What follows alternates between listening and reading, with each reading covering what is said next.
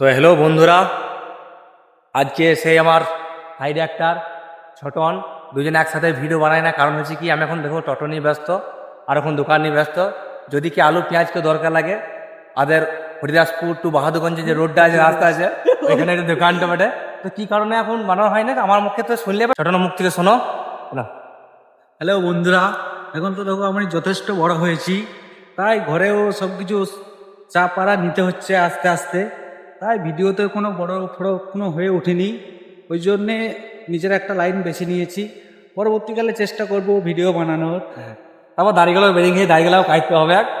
তো দাড়িগুলা কাটলে ঘরে বা চিচাইছে, বলছে তোকে কোনো মেয়ে পছন্দ করবে না।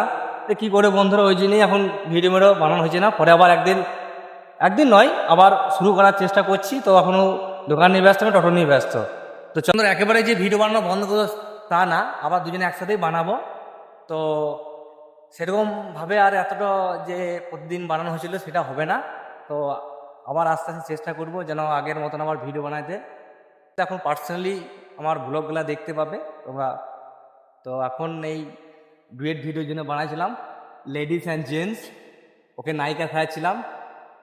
তো এখন সেটা আর হবে না। তো এখন কি করা যায়, চলো বন্ধুরা, ভালো থাকবে, সুস্থ থাকবে।